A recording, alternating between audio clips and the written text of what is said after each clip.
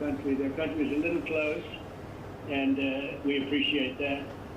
They'll also be fast-tracking American goods through their customs process, so our exports go to a very, very quick form of approval, and there won't be any red tape. Things are going to move very quickly both ways. The final details are being written up in the coming weeks. We'll have it all very conclusive, but the actual deal is a very conclusive one. We think just about everything's been approved. So good for both countries, and we'll also receive new market access for American chemicals, machinery, and many other industrial products that weren't allowed, and they'll end up getting products that they'll be able to price, and if they like them better and we make great products, they'll be buying those products, but they were not available in the UK. Furthermore, in a historic step, the deal includes plans that will bring the United Kingdom into the economic security alignment with the United States. That's the first of its kind. So we have a big economic security blanket, and that's very important, and we feel very, very comfortable with that because it's been a great ally, truly one of our great allies. A lot of people say our greatest ally. I don't want to insult people by saying that, but I can say it's certainly one of our greatest, and right at the top, and they're the first one we're talking about. And by the way, we have many meetings planned today and tomorrow, and every country wants to be making deals. And we have a meeting, as you know, Scott will be going over to Switzerland on Saturday. That'll be very, very interesting to find out. I think they want to make a deal very badly too. Both countries have agreed that the economic security is national security and will be working together as allies to ensure that we have a strong industrial base, appropriate export controls, and protections for key technologies and industries like steel. So steel is a big factor. Both countries will become stronger with steel and things necessary for military. You know, we used to build ships and other things literally at a level that nobody's ever seen, and we haven't. We've eased up, and I would say that the UK certainly eased up, but now we're going to be uneasing both, and we work together. Once again, I want to thank Prime Minister Starmer. He's been terrific for his partnership in this matter. The special relationship and external bond, it's really an external and an internal bond between our two countries will soon be stronger than ever before. And we really do. We have a great relationship. I want to just say that the representatives of UK have been so professional, and it's been an honor doing business with all of them, and in particular the Prime Minister. And I'd like to introduce him now to say a few words. Mr. Prime Minister, please take it away. Thank you, Mr. President, Donald. And this is a really fantastic, historic day in which we can announce this deal between our two great countries. And I think it's a real tribute to the history that we have of working so closely together. Can I pay tribute, Donald, to your negotiating team as well, particularly Howard and Jameson, who've done an incredible job, a very professional job, and my team as well. Two negotiating teams have worked at pace now for a number of weeks to bring in this deal today. Really important deal. This is going to boost trade between and across our countries. It's going to not only protect jobs but create jobs, opening market access. And as you say, Donald, the timing couldn't be more apt, because not only was it 80 years ago today that victory came for Europe after and at the end of the Second World War, but of course on that day the UK and the US stood together as the closest of allies. And Donald, I think even down to the hour, because you may or may not know that it was about this time of day, exactly 80 years ago, that Winston Churchill announced victory in Europe, and that led to great celebrations across Europe, across America, but particularly in the United Kingdom. Literally people going out into the street, putting bunting up, going up to the palace. And so to be able to announce this great deal on the same day, 80 years forward, almost at the same hour, and as we were 80 years ago, with the UK and the US standing side by side, I think is incredibly important and makes this truly historic. that close relationship has endured over those 80 years.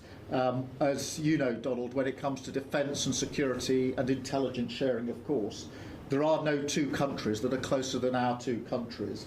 And now we take this into new and important territory by adding trade and the economy to the closeness of our relationship. It is built, as you say, on those notions of fairness and reciprocal arrangements. We've always had a fair and balanced arrangement between our countries. This builds on that, hugely important for sectors like car manufacturing and for steel and aluminium and so many others.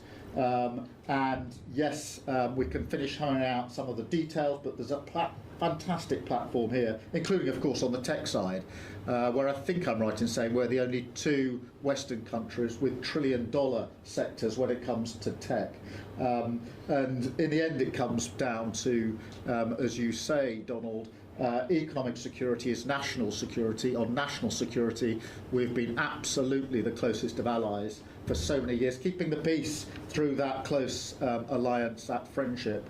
And now we add to that this deal on trade and the economy. And I want to thank you for your leadership on that, Donald, and for the way in which your team have negotiated this. And I'm so pleased that we've got this deal. We've finalised it, and we've built an incredible platform for the future. So thank you so much. Donald, I'm now going to go and do a press conference. I think you have your press in with you, but on the details, I think if you've got Howard, etc., we can deal with that through one of my team. That's great. Well, Mr. Prime Minister, thank you very much. We'll have a continued, maybe a better relationship.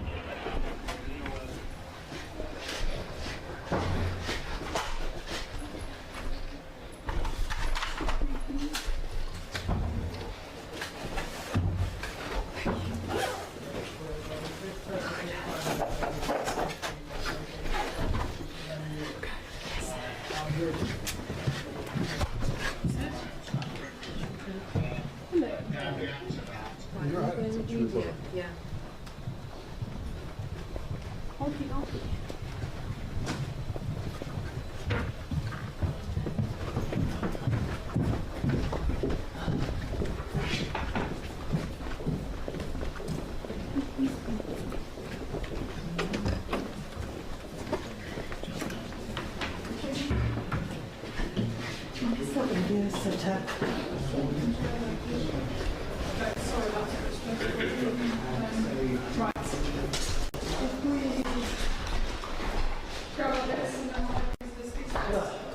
What is the audio setup? You've got an XLR feed.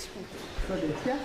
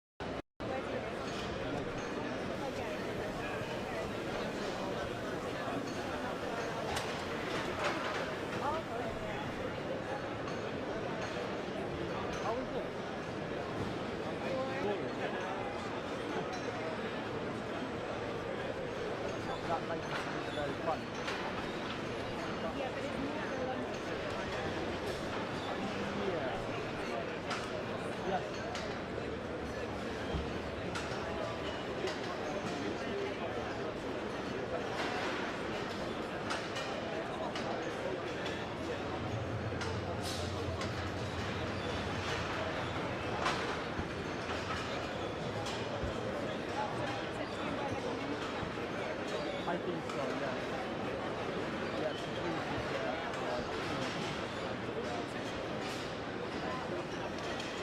we need to keep this space open because I think it's fine. And a little bit away, I'll go down. So one last thing, one slide.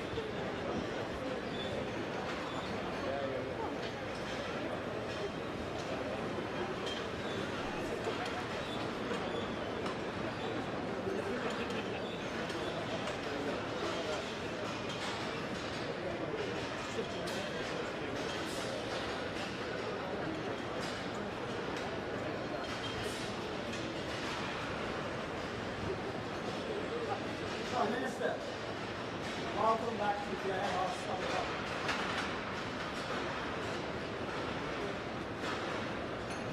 Delighted to be here with you again, and with our wonderful colleagues gathered around today as well. This is the biggest car manufacturing plant in the UK. Our incredible company built cars here for 77 years. British innovation, British design, British engineering, manufactured here in the Midlands for the world, including the US of A. When you were with us just 4 weeks ago, I know you experienced just how wonderful this place was. That's wonderful people and produces wonderful luxury products. Your commitment that day was to stand by us to the hilt. Your words, to the hilt. And I'm delighted to be able to signal today that those words have been turned into a tariff deal with North America, the US of A, which is significantly goes towards what we need as a company. It creates the certainty that we need to continue to invest going forward. Not only for JLR, but actually for the whole automotive industry in the UK. In the last hour, I've witnessed your discussion with President Trump when you finalised that deal. On behalf of 45,000 people in this company, 250,000 jobs we support in this country. Thank you. I'd like to personally thank your team also, who I know have worked tirelessly to get this done over the last several weeks. We look forward to the continued work we can do together. This is not job done in the UK, but this is significant progress, and we thank you so much for that. On behalf of our wonderful people, our great British brands, the UK automotive industry, and this wonderful nation, I'm delighted to welcome you and say a few words. Thank you.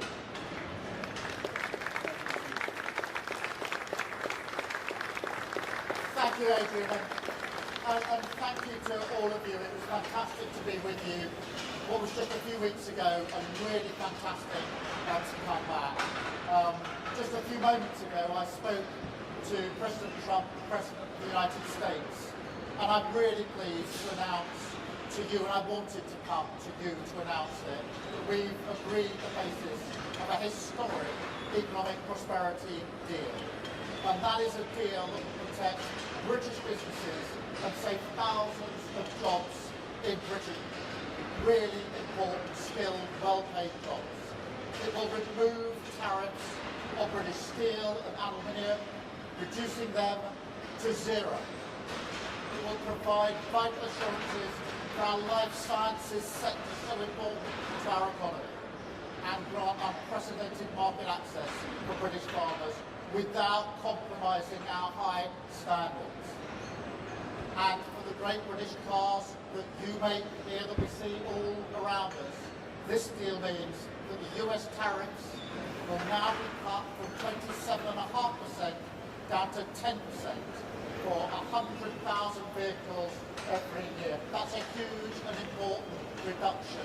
And I know from when I was last year, how much that would have been weighing on your minds when you knew the size of the tariff that would otherwise be in place. To get that decrease was hugely important to me. And I can tell you, my teams were working really hard on this deal, night and day for weeks. I was working with them. And in politics, what matters sometimes is who you have in your mind's eye when you're making these deals. Who do you have in your mind's eye when you're taking decisions? And what I took away from here last time was you and the brilliant work that we do, and had you in my mind's eye as we did that. And we've got scope now to increase that quota as we go forward. So this is not fixed. This is where we've got to. And all of these tariff cuts will come into place as soon as possible. And that's really important as well in relation to the work that you're doing and the brilliant cars that you make. And as Adrian said, I was here with you just, as I say, a few weeks ago, and I promised you that I would deliver in the national interest. And today I'm really pleased to come back here to be able to look you in the eye and to say I've delivered on the promise I made to you. And that's why as soon as I knew this deal was coming in today, I said I want to come back to JLR to talk to the workforce there, for whom this means so much. Now, of course, we are the first country to secure such a deal with the United States. And in an era of global insecurity and instability, that is so important. The great challenge of our age is to secure and to renew Britain. And that is what we're going to do. Acting in the national interest, shaping this new era, not being shaped by it. If it's not good for Britain, we won't do it. If it doesn't mean more money in people's pockets, we won't do it. If it doesn't mean security and renewal in every part of the country, we won't do it. But that doesn't mean we're turning inward. Instead, we're sending a message to the world that Britain is open for business, seeking trade agreements with India on Tuesday, with the US today, and working to boost trade with other partners too, including, of course, the EU, with whom we have a really important meeting just a week on Monday, making deals that will benefit working people.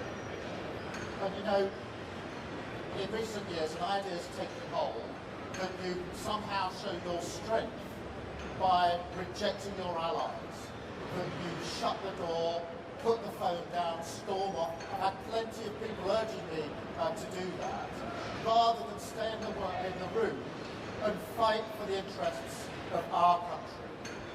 And I want to be absolutely crystal clear, that is not how this government operates. It's never how we will operate. We don't storm off, we stay in the room and we negotiate and we work for our country with a national interest foremost of our mind. Because the other way of working doesn't deliver the benefits that working people need.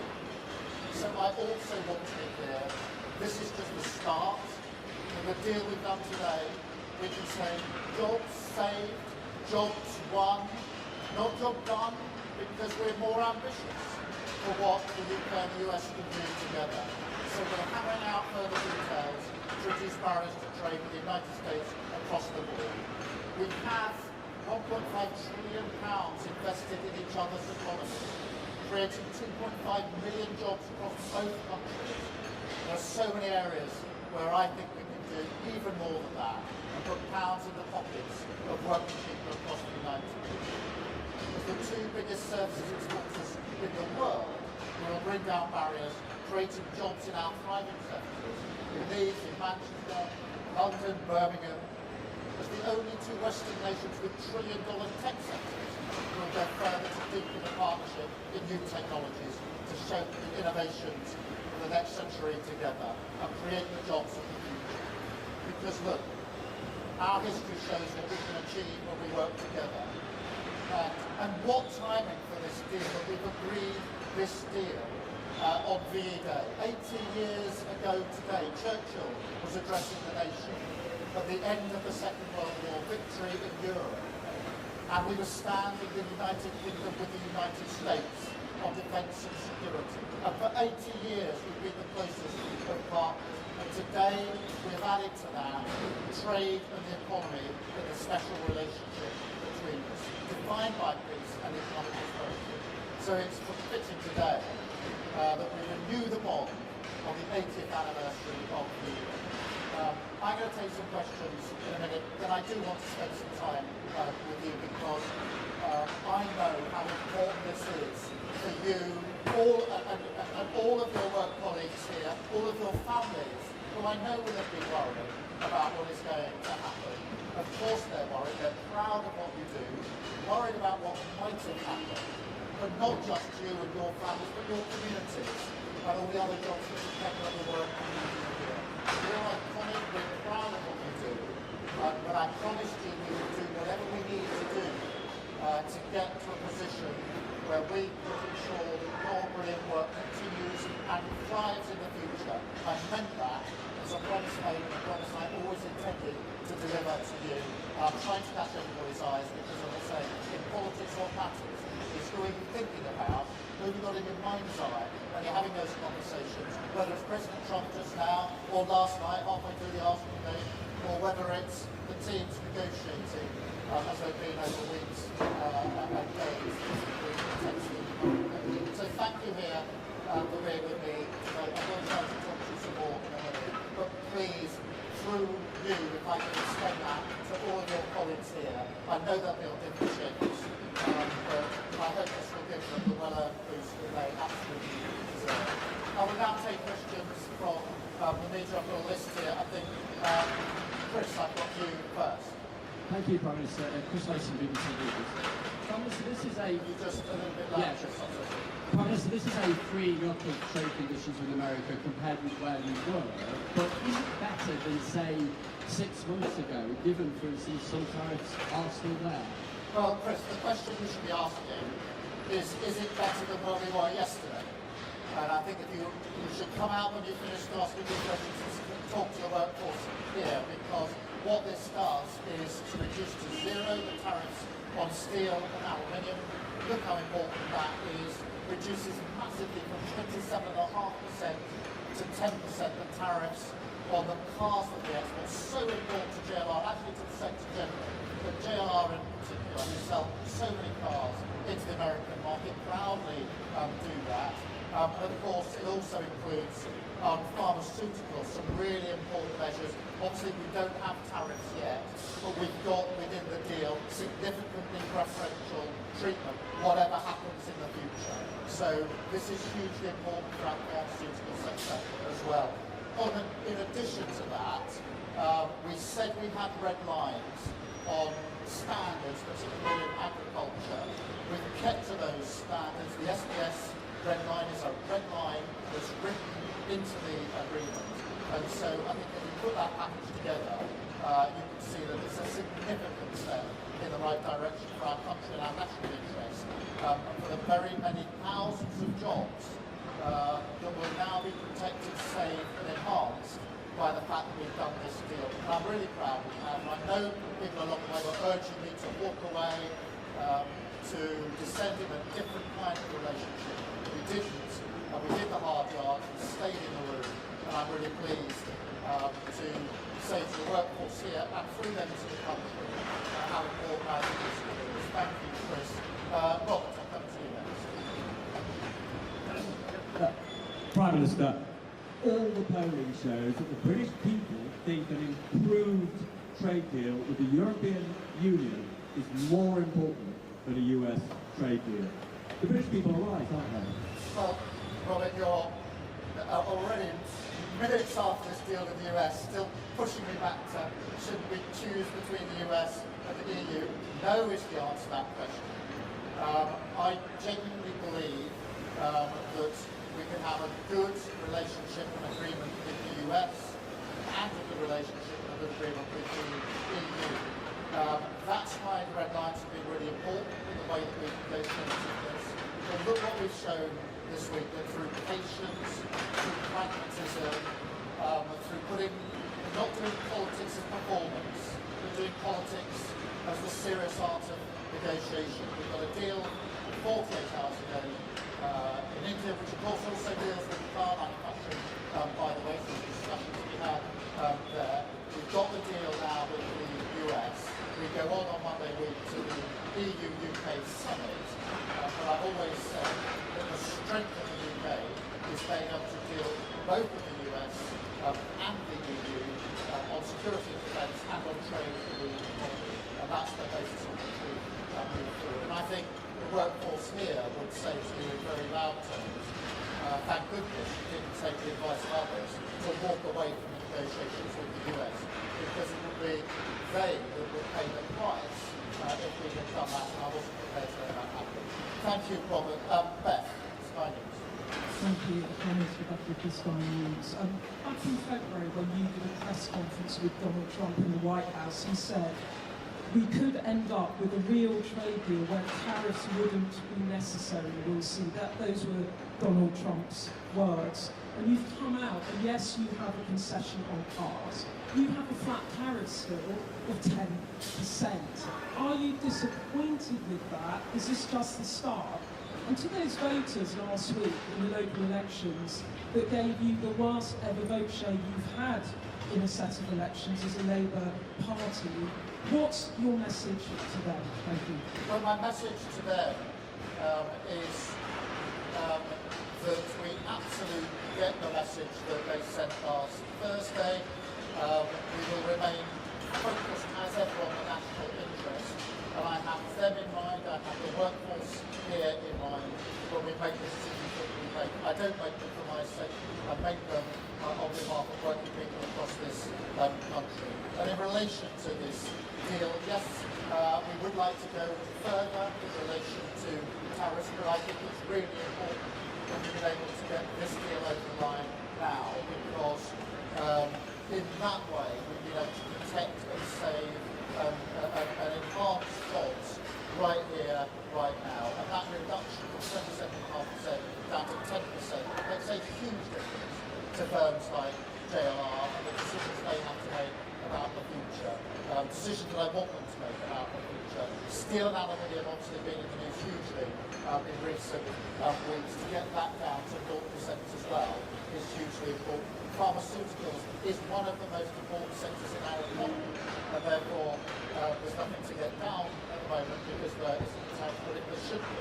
It's already got into a position of significantly preferential outcomes. Will I know be a welcome relief to them? So I measure this by the reactions of those that are most affected by the tariffs, which is the workforce here, it's those in pharmaceuticals, those that work in steel and aluminium. But look, there's a huge ambition here. There's a lot in the deal about tech. We are two of the leading economies on tech. There's a huge amount we can do on tech as well. So we want to go further, in those areas and on tariffs, keeping our red lines absolutely in place on SBS and on food standards and agricultural standards, because that matters so much to us here. Thank you, Beth. Paul. Hi there, Paul McWright from the Prime Minister. Look, business needs certainty. President Trump is no stranger to changing his mind on a whim. What assurances can you give business, give the workers here, that despite what you've agreed today, we're not all going to wake up to a post tomorrow that effectively rips all out? Well, we've been negotiating this text for a long time. I had discussions with Donald Trump along the way, including discussions last night. We're clearly agreeing. There is a written text. This is reduced to writing. That text will be available. So this is an agreement that is absolutely clear. We work well together. We respect each other, the President and I, and we trust each other. We've trusted each other through this process. Each of us mandating our negotiating teams to get the best deal for our respective countries. Both teams have fought hard in tough negotiations, and we've arrived at an agreement that I went through with the President last night, and we've just agreed moments ago here at JLR. So clear agreement in terms, and these tariff reductions to come in very short order make a material difference to the lives of very many people. Thank you very much. I've got Noah. Noah from The Sun. Hi, Prime Minister. I was wondering if you could please spell out for us what your strategy is going to be to get those 10% tariffs down to 0%. I know you're talking a lot about today being job safe, not a job done, but a lot of people will be thinking 10% still isn't good enough, we're worse off than a year ago. How are you going to approach negotiations going forward, and how long will it take till we get to 0%? I will approach negotiations in the same way I've approached negotiations with India and with President Trump to get to today's deal. With India, I met Prime Minister Modi at the G20 in Brazil. We agreed that we would get our teams to work together at pace in a courteous, respectful, business-like way. With President Trump, we've operated in the same way, not walking out the room, not slamming doors, but staying in the room negotiating. The same with the EU, respectfully negotiating in relation to the summit that we'll have a week on Monday. So we're doing it exactly the same way. But please do not underestimate the significance of the tariff reductions today, because these are measured in thousands of good, well-paid jobs across the country. And that really matters. That's the heart of everything that I believe in. And I believe that serious, pragmatic, in-the-room negotiations acting in the national interest are far better than performative politics. People slamming the door, floundering out. We're being performative, we're not actually delivering for what people. And I'll continue in the same vein. We've had 2 trade deals this week by acting in that way. And I think that shows that serious pragmatism defeats performative politics any day of the week. Thank you. Mikey, from the Mirror. You mentioned tech a couple of times. JD Vance has on a number of occasions said that one of his red lines is concessions on our anti-hate speech laws. How have you managed anti-hate speech laws? How have you managed to talk him round on that? And very quickly, if I may, I think you'll admit that this wasn't what you were expecting to do today. Donald Trump has been struggling to land his arguments on tariffs. Have we been bounced into this by a president that needs help out of the hole? Well, look, I mean, in terms of free speech, I've been really clear throughout. We've had free speech in this country for a very, very long time. It's one of our foundational principles on which we're all very, very proud, and that will long, long be the case. There's nothing in this deal that impinges on that in any way whatsoever. In relation to the timing of this, no, not at all. Our teams have been hard at work for weeks on end. I wanted to get a deal over the line. I made I'm not ashamed of that. I wanted because I knew how important it was, particularly for JLR. We got a deal, we got it over the line, and we got it over the line in a timely manner. The last thing I wanted to do was deliver a deal that didn't come in time for those who desperately need it. So, no, I didn't know the exact day. I wouldn't have been having my phone call with President Trump halfway through the second half of the Arsenal PSG game, and I planned it better. But that's the way it turned out. So that's the discussion we were having late last night about how we proceeded with this deal, and I'm really pleased to be able to come here today. And actually, to be able to do it on VE Day is really significant, because of course the US was standing there as our ally 80 years ago today. So today is an opportunity to reflect on the fact that today we stand together as allies on security and defence. Of course, there are no 2 countries that are closer on security and defence, but now we add trade and economy to those issues where we're the closest allies. I'm really pleased about that. And then Hugo. Thank you, Prime Minister. Hugo Jai from the iPaper. Just the other day, President Trump threatened to put tariffs on the film industry. Obviously, Britain has a huge film sector. Have you asked him to take that threat off the table? What did he say? And if he hasn't taken that off the table, how are you going to stop that becoming a reality? Well, obviously there aren't any tariffs in place on film at the moment. And of course we're discussing it with the President's team. We'll take the same approach as we've taken on other issues, whether it's tariffs imposed to the United States or potential tariffs in areas like pharmaceuticals or film. We'll take the same approach because for me what matters is acting in the national interest and making sure that everything that we do is good for working people in this country. Whether it comes to, whether it's steel and aluminium, whether it's car building, whether it's pharmaceuticals or film, we are brilliant at these things. And therefore I will act in the national interest and have those discussions on film as we've done on other issues. Thank you all very much indeed. Thank you. I will now talk to some of the workers.